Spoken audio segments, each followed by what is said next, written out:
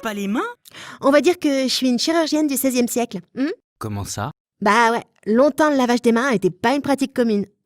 D'ailleurs, les chirurgiens se lavaient pas les mains avant de faire accoucher les femmes. Mais non. Mais si. En fait, c'est le docteur Ignaz Philipp Semmelweis qui a découvert l'importance du lavage des mains. Je te raconte. En gros, il était médecin dans une maternité et il remarquait qu'il y avait beaucoup de décès parmi les nouvelles mamans. Alors que dans la maternité d'à côté, il n'y en avait pas. Et en faisant sa petite enquête, il s'est rendu compte que dans sa maternité à lui, les médecins se lavaient pas les mains entre les différentes opérations. Du coup, il faisait passer les bactéries d'un corps à un autre. Et que dans la maternité voisine, les médecins se lavaient les mains. Oh, je te raconte ça? Ça date à peine d'il y a 200 ans. Waouh, c'est dingue! Donc les mains transportaient des bactéries. Ouais, mais plus fou dans tout ça, c'est qu'à l'époque, avoir les mains sales était preuve d'investissement médical. Dommage pour toi que l'on soit au 21e siècle. Ouais, en ce moment, on en parle tout le temps du lavage des mains. Bah oui, c'est à cause de la maladie Covid-19 qui est provoquée par le virus SARS-CoV-2. Le coronavirus, quoi.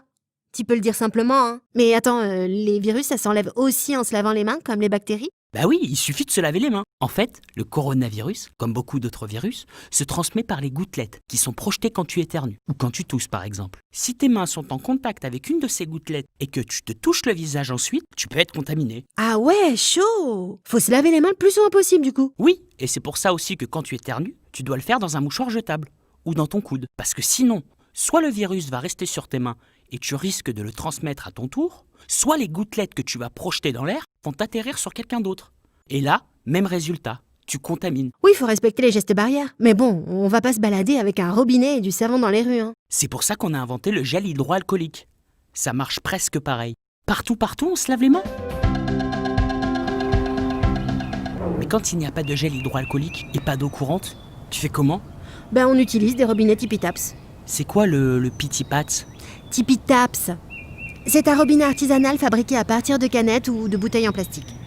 Quand tu les inclines, il libère une petite quantité d'eau, juste assez pour se laver les mains. Trop cool, j'essaye de le faire à la maison pour me laver les mains. Et est-ce que tu connais la technique pour bien se laver les mains? Moi, je sais.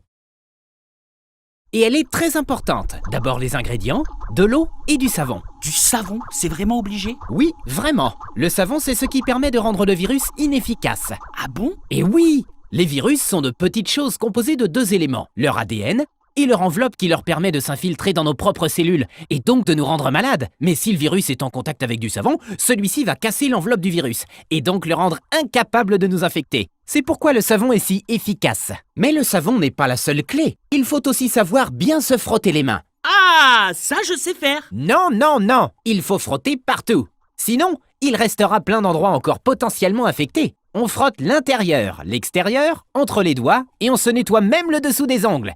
Tout ça pendant au minimum 20 secondes, le temps de réciter 2 fois l'alphabet. Et enfin, on s'essuie les mains avec un linge propre, ou on les laisse sécher sans rien toucher. Ouais, ce serait dommage d'avoir fait ça pour rien. On se lave les mains, et hop, on reste en bonne santé. Moi, je me demande, c'est quoi au fond être en bonne santé? Et toi, t'en penses quoi? Dis-nous ce que t'en penses en commentant cette vidéo et identifie un de tes amis pour qu'il y réfléchisse avec toi.